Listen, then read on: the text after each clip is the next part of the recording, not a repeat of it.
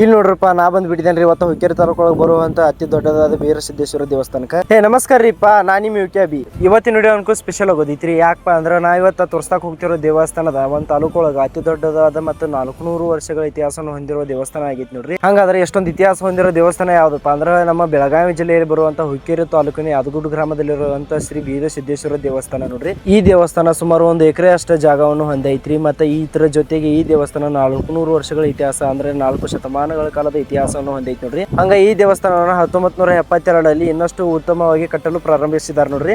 ಈ ಊರಿನ ಹಿರಿಯರು ಹೇಳೋ ಪ್ರಕಾರ ಈ ಗುಡಿ ಜಾಗ ಮೊದಲ ಹುತ್ತಂತರಿ. ಆ ಹುತ್ತಗ ದಿನಾಲು ಒಂದು ಆಕಳ ಹಾಲು ನೀಡಕ್ ಬರ್ತಿತ್ತಂತರಿ. ಸ್ವಲ್ಪ ಸಮಯಗಳ ಕಾಲ ಬಳಕ ಆ ಹುತ್ತದಿಂದ ಒಂದು ಮೂರ್ತಿ ಹೊರಗೆ ಬತ್ತಂತ ನೋಡ್ರಿ. ಆಮೇಲೆ ಅದ ಮೂರ್ತಿಯನ್ನ ಇಲ್ಲಿನ ಜನಗಳು ಪೂಜೆ ಮಾಡಿ ಅದರ ಮೇಲೆ ಗುಡಿಯನ್ನು ಕಟ್ಟಿರ್ತಾರೆ. ಅದ ಗುಡಿಗ ಬೆಳ್ತಾ ದೊಡ್ಡದಾಗಿ ಯಾದಗುಡಿನ ವೀರಸಿದ್ದೇಶ್ವರ ದೇವಸ್ಥಾನ ಆಗಿ ಪ್ರಸಿದ್ಧಿಯನ್ನು ಪಡೆದೈತ್ರಿ.